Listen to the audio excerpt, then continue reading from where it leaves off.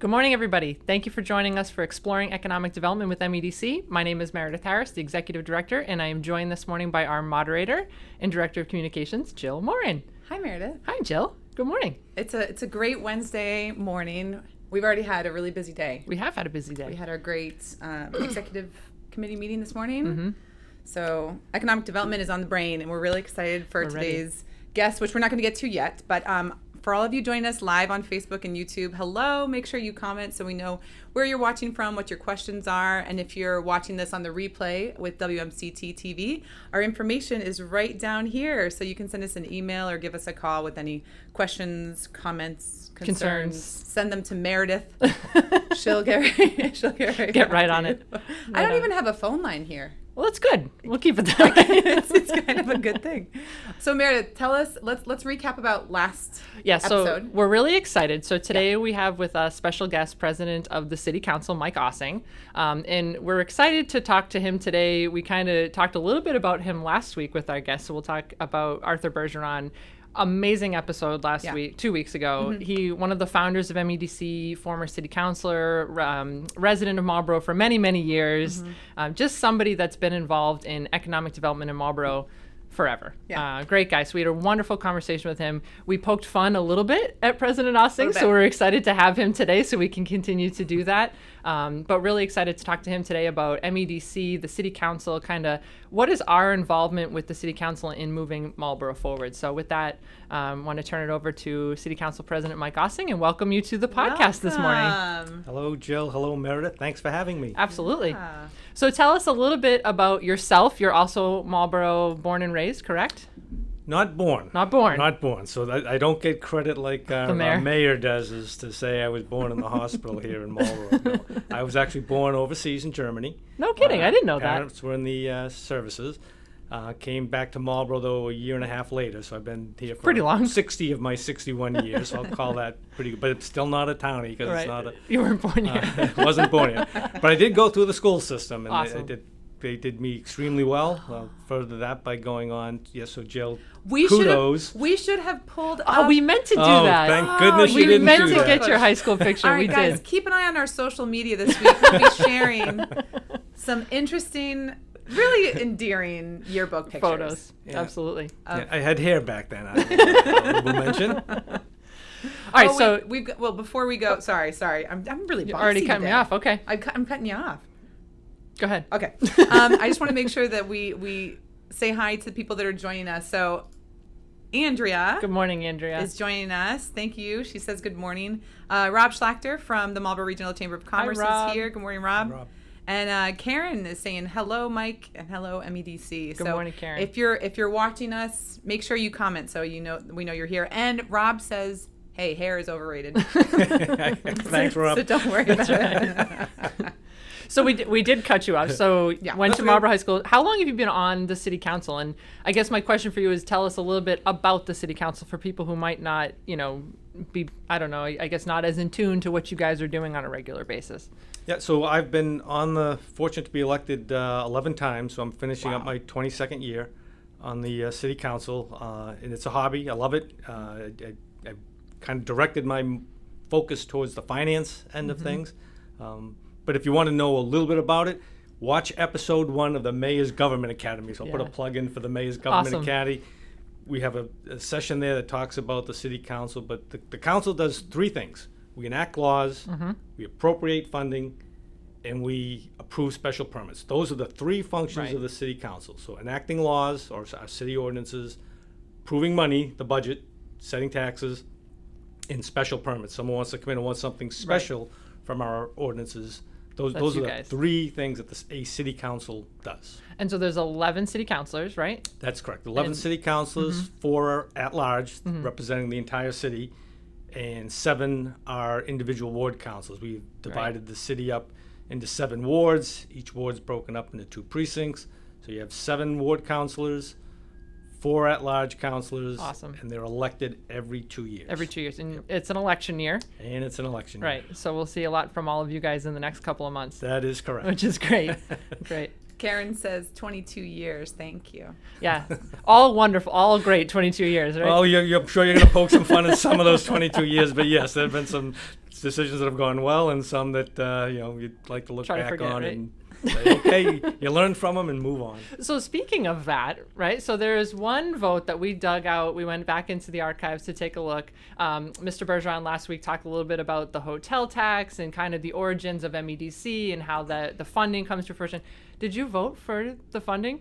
I did not did vote not. for the funding for MEDC. I think he told us that last week, so we didn't believe him, and so we went back and took a look. But take us back to that time frame. What was kind of the conversation? We've heard that Mr. Mayor then was City Council President Arthur Vigent said this is a big deal. Everybody should get behind this. But there was obviously some, not I don't want to say controversy, but just differing of opinions on whether we should do this or not. Correct? Yeah, that is correct. And for me, it boiled down to I am a small government, small tax kind of individual. I don't like having the tax.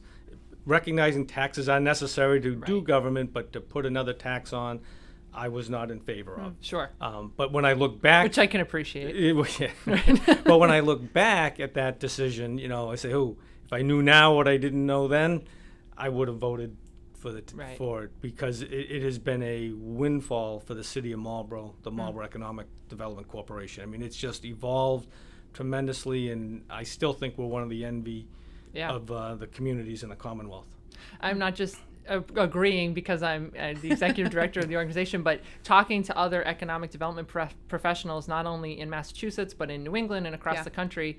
The model that we have in Marlborough is so unique. It's working. People often, our neighbors are saying, how do you guys do it? How are you doing it? And I think the hotel tax and the funding is what sets us apart. We can get to work. We don't have to be asking people for membership fees and this, that, and the other thing. We can actually go do the work that we need to do, which is a game changer. For anyone joining us for the first time, can we just very quickly, and either one of you, just tell us how is MEDC funded?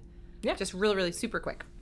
Do you want to take that one? Sure. So Let's hear it. Initially, it was set up as $10,000 or $25,000 in the city budget back in 2010, which was called the 2010 corporation, and then we've evolved, and then we would go out banging on doors at the time, asking businesses to support this cause so that we could fund it.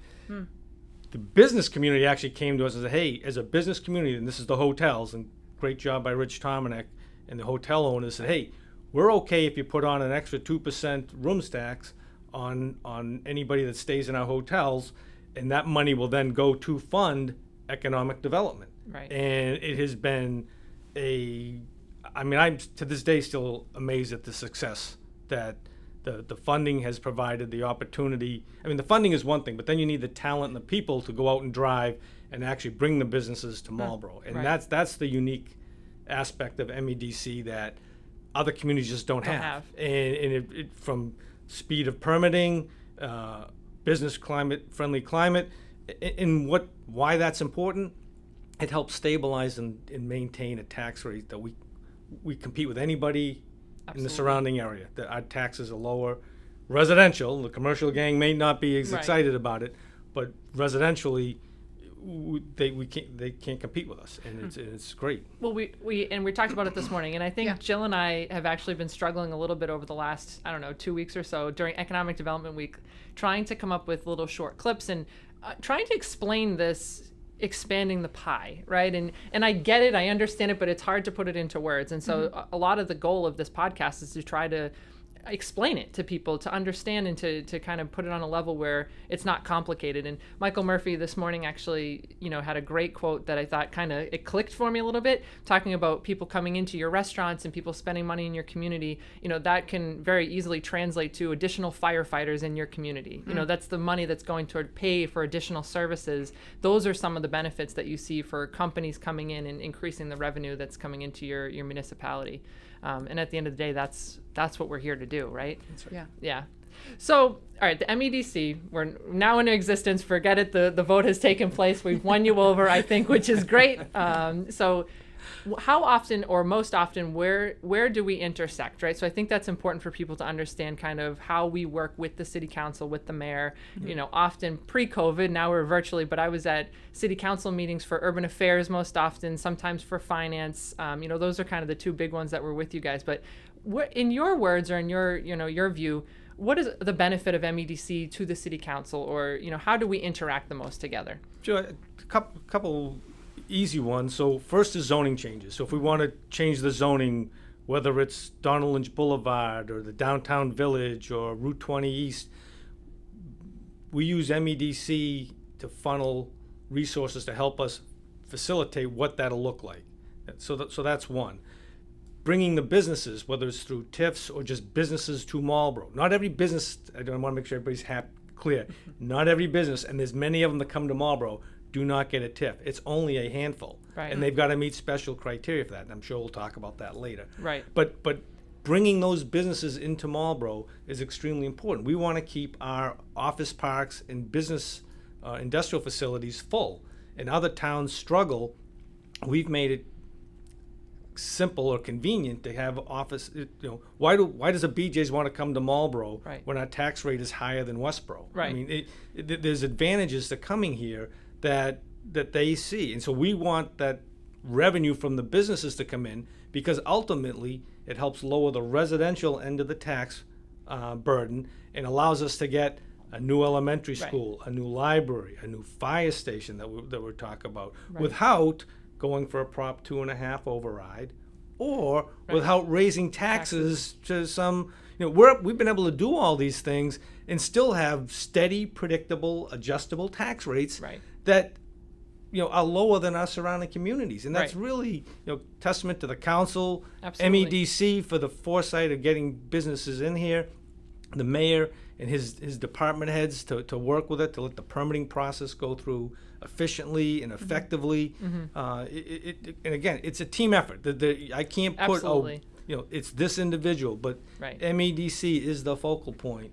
If you want to have a business in Marlborough, it just makes it so easy. Whether it's a simple golf range at the west end of town that wants to come in, or the 800 employees from BJ's. It's really well. And we were talking this morning too about the importance of kind of that, building those relationships with those companies too, right? I mean, so once you attract them to your community, that's wonderful. They're here, but you want to make sure that they're getting involved in the schools, and that that they're participating in things, and they're not just here, and you don't just drive by them every day. That they're an active participant in our community, and that's a lot of what we do as well. Once they're here, try to make sure that we continue that relationship, and then when they're ready to grow, hopefully, they choose to do it here in Marlborough.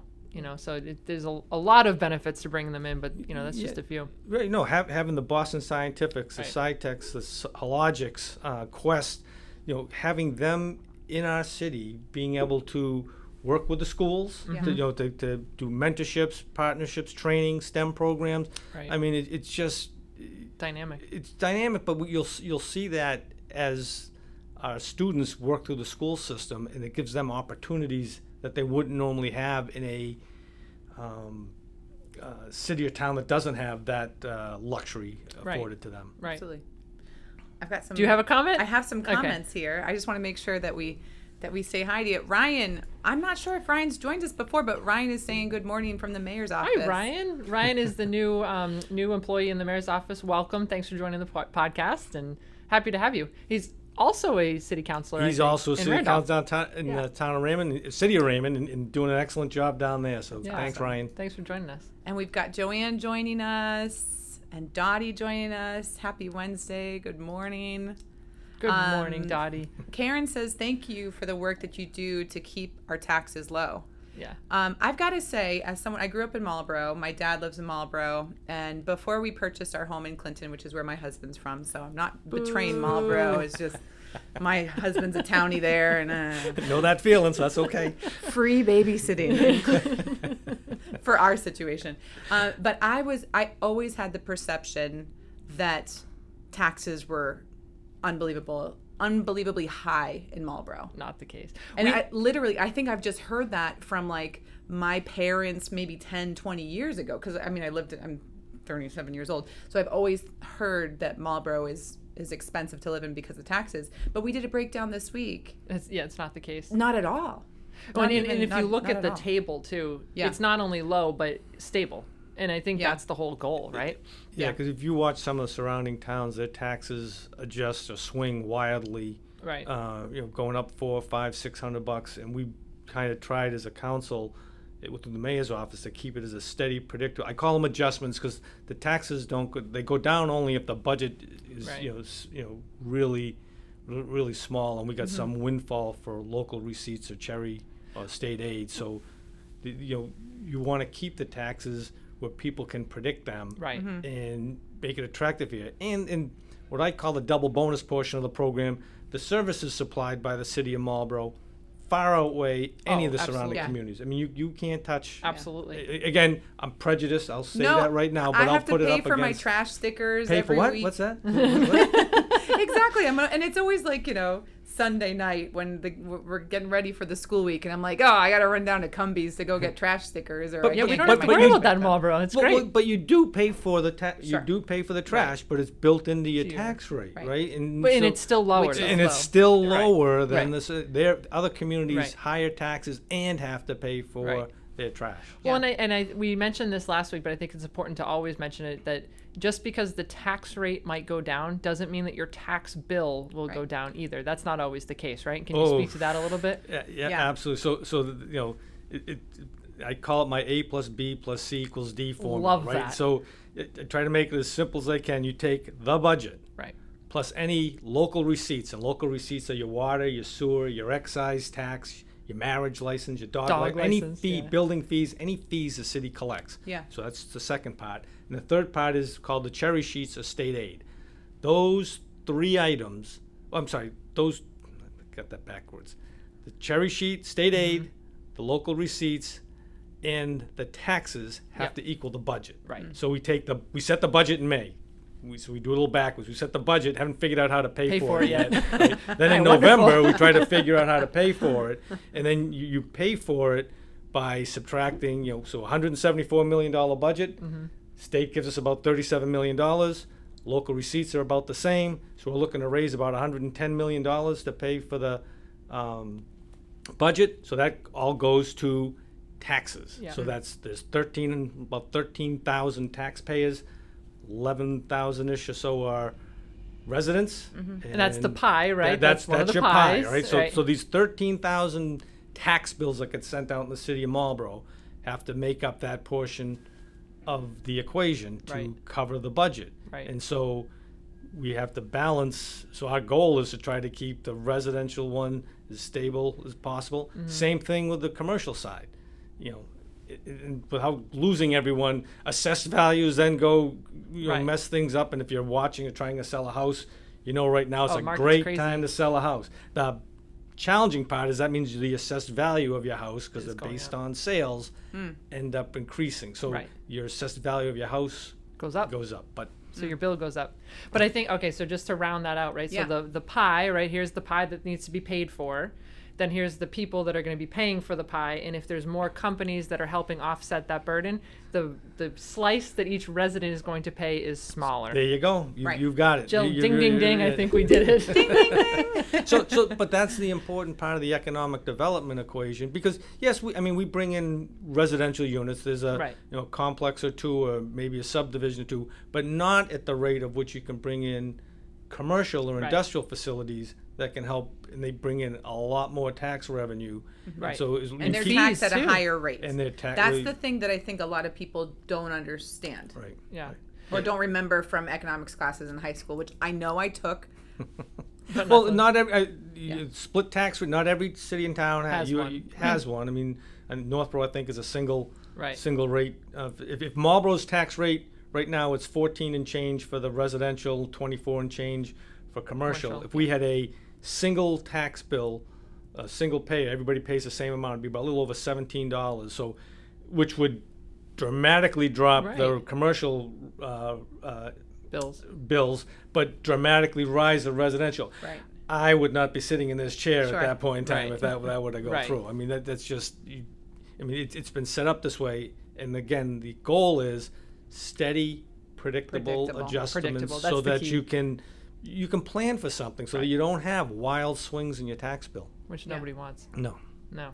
Do you have another comment? We have a few more Okay, comments. let's hear it. So they've been kind of coming in at different points of our conversation. Andrea just said that BJ coming to the city is amazing. I agree. Yep. Agreed. And there was some clarifying questions about the funds on from economic development. So I'm going to kind of smush a few of these comments. So Joanne, I see your comment. Karen, I see your comment. Let's see. Let's go to this one.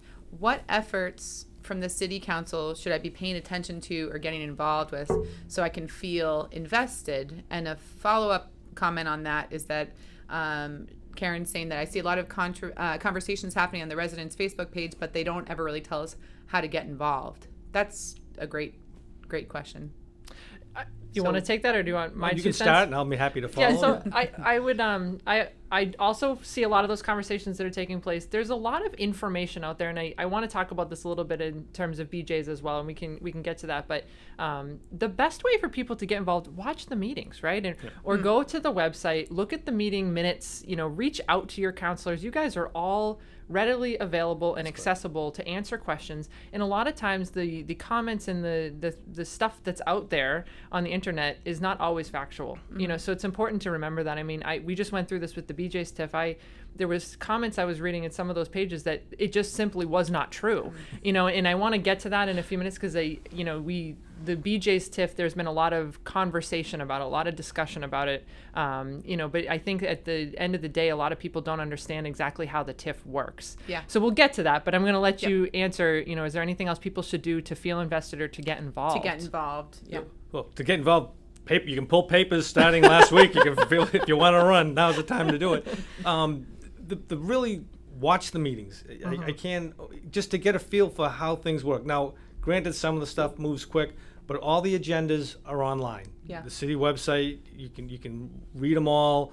And again, if you're in it, you understand it. If you're not, it can be a little daunting. But if there's something you like, if you happen to be interested in zoning changes or you're interested in the finance element, you can pick those ones out and watch how it works its way through. And then another plug, if I can, if you want to get on to committees, right. The boards or commissions throughout the city, always looking for people. That's a great way to get involved. Absolutely. And start. You can go to the planning, the conservation, the ZBA, So building, many. cultural Absolutely. council. There's so many committees you can get involved with. So if you want to get involved, you can. The challenge is people are busy and don't have the time, and so they're really relying on the people that they elect or appointed to these boards to do the right thing. Right. And hopefully we do a good job. And for us that are elected, if we don't think we're doing a good job, they'll let us know in November. We'll know Or soon enough. they'll let you know on their Well, and I think COVID, as many challenges as COVID brought,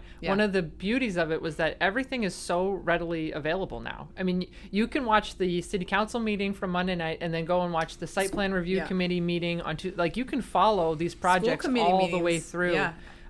Which you weren't really able to do it as much before. No, and that's partially because the governor had the state of emergency, so he allowed the remote participation. So the mayor and the IT department have done a really good job, so that in the past you could only watch city council and school committee on the cable stations. Right. But now we've invested funds through the money that's come in through the COVID grants to get Teams room, which is Zoom, but city uses Teams room. So you can watch planning board, ZBA, cultural council, council on aging, library, historical, any of the boards or commissions. You can now watch it and see it. Before you'd have to go to the meeting. Now you can watch the meeting. Right.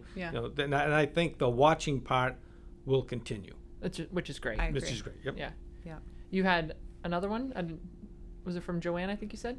Yes. So Joanne had a few comments, and actually Spencer, I didn't say hi to you yet. Hi, Spencer. We're glad you're here. Hi. Spencer is actually the one that tapes the city council meeting. Yes. We're giving Spencer the night off tonight. He said you got to love the city councilors. That's right. You do. Awesome. Well, Joanne had another question. She said, what do you think is the most important topic right now in the city? Well, the budget, right? I mean, it's getting the budget, because the budget really sets the table for how the departments are going to perform during the course of the year. So getting that set early, and hats off to Councilor Irish and the Finance Committee. Actually, all 11 councils were at the Finance Committee meeting on Monday night, and you can watch that on you can Anywhere. watch the reruns if you really have trouble sleeping at night. They're there either through the cable station or on the city website. Yeah.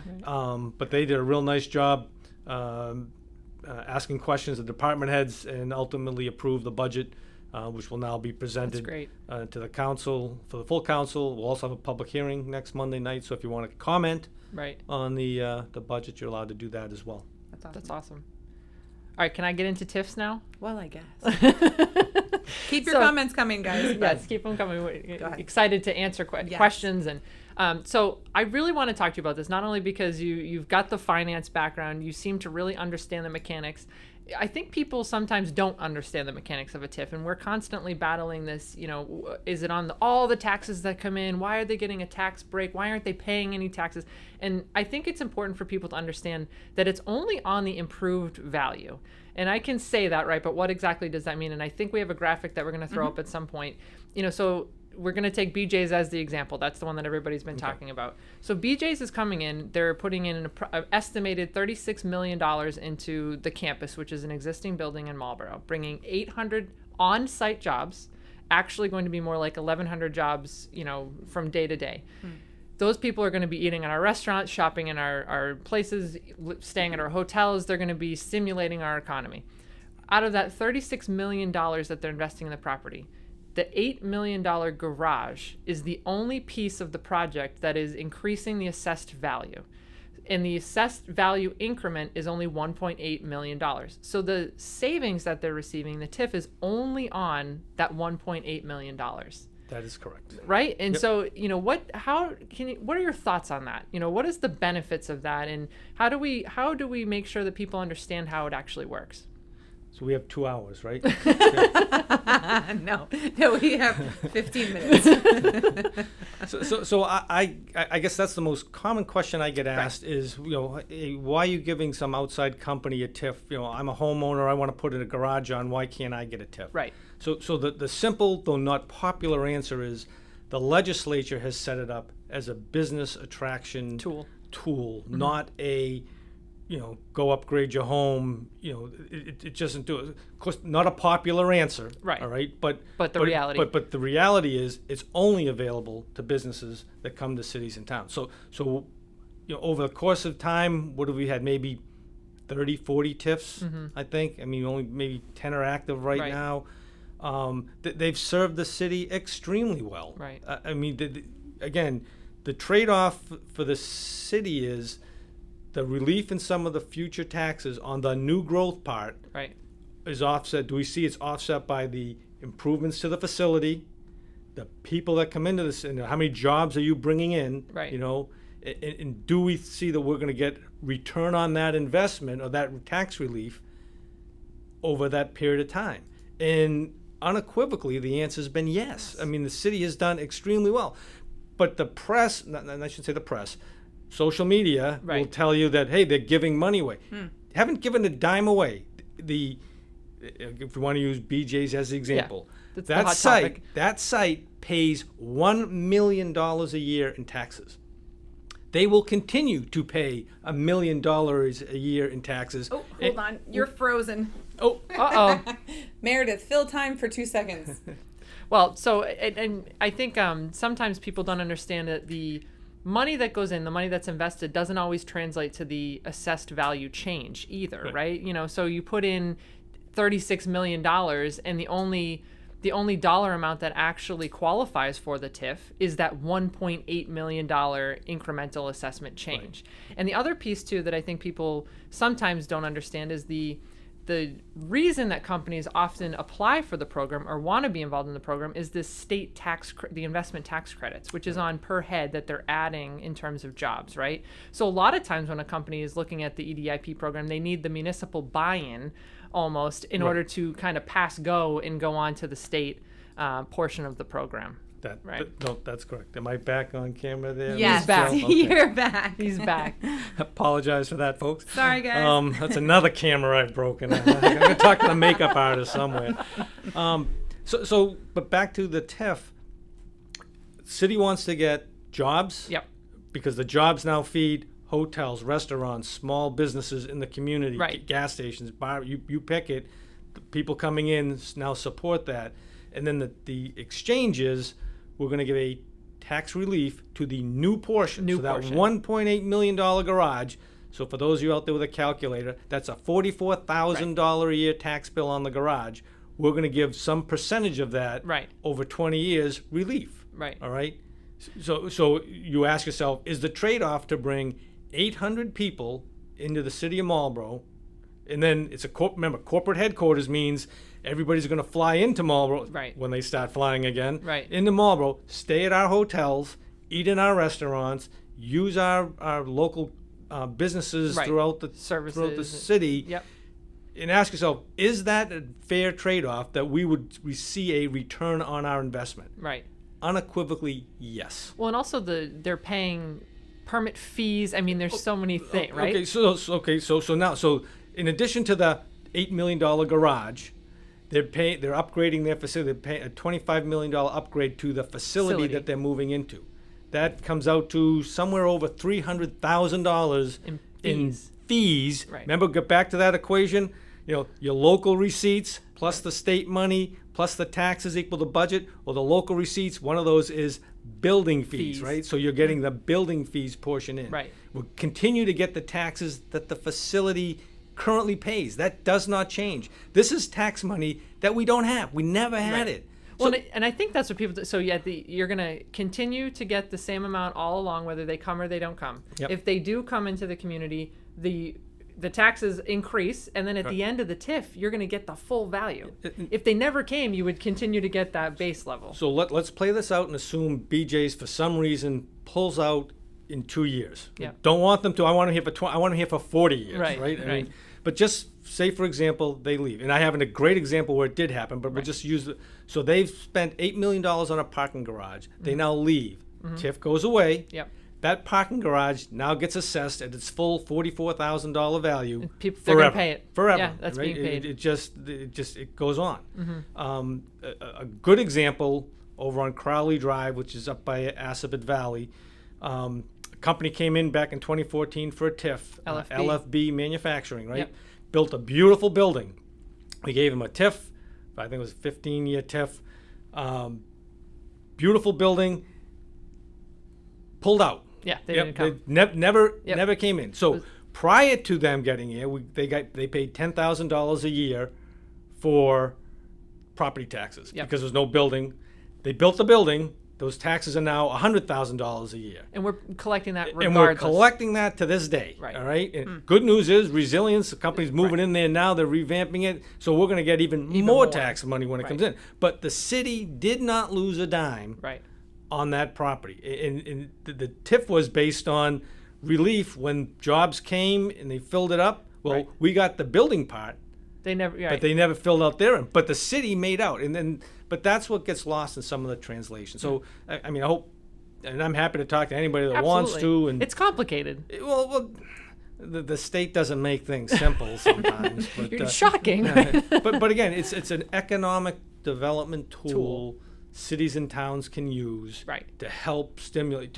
You want industry in your community to help lower your residential tax. Now, you don't have to bring them in. We don't have to do economic development. But then, salaries go up. Right. Health insurance goes up. Retirements, all the budget continues to go up. Someone has to pay for it. So ask yourself, how do you want to do it? And I think through MEDC, the city has done an outstanding job balancing the new business coming into the city with the residential tax rate being able to stay, steady and predictable, right? That's our mission. No wilds, and that's in essence what we want MEDC. If MEDC stopped bringing in business, that steady, stable, predictable taxes goes right out the window. Right. It's not there anymore. And then now it's, are we laying people off? Are we not building schools? Are we not repairing? Pick what you want to kind of lower your budget as best you can. Right.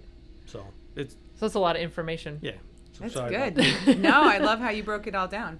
And again, I think even one of the newspaper articles that was floating around, and lucky that we caught it, but it had been out there for a week before I was able to catch it. But saying that they were going to be paying 5% of their taxes in year 20, when actually it was they're going to get 5% savings on Yeah. that improved value. So it was the- completely opposite So they, of that. they would get a $3,000 credit on their Right. tax bill. Right. So yeah. Anyway, so that's the mechanics. You can decide whether you think Yeah. it's a good idea No, or not, the- but that's how it works, right? Just like people don't like taxes, there are people Right. that don't like TIFs. I mean, that's Right. depends on what you are, what side you're on. But again, I look at it from how do I fund city services Hmm. at a rate that residential taxpayers cannot get priced out of the city on. Right. And They can plan. that's kind of been my driving force in Right. city government for a love it. while now. 22 years. 22 years. 22 years. So we only have a couple more minutes, but I did want to just touch briefly on a project that we're working on. We've done a couple of these over the last few years, but zoning changes. So that's Yes. another big thing that we're able to help the city council with. In the city, we serve as the de facto planning department for the city of Marlborough. We work with MAPC to kind of draft zoning changes, things like that when we see things changing. We're working right now on Donald Lynch Boulevard, and thank you for your help and the other city councilors that are involved. But we've done a few of these over the last couple of years, and hopefully will help see some changes. But any thoughts on zoning changes and how it's moving along right now? Yeah, so remember, go back to one of the three functions of the city council, right? It is legislative. So zoning is one of those. We're the ones that are allowed to change those Right. rules. So zoning has been key. Kudos to councils Irish and Tenera for trying to spearhead Donald Lynch Boulevard. As Right. residents know, the mall's down there. We Right. want to make sure the mall thrives and survives. But should it not, what zoning or enhancements can we do to that area to make sure that area still stays viable? Right. So through MAPC, the Metropolitan Area Planning Council, You got it. Yep. right? They're helping Impressive. us or assisting us in putting together some proposed changes that would Right. allow some additional uses. The simple one is drive-throughs, right? Right. So drive-throughs aren't allowed there.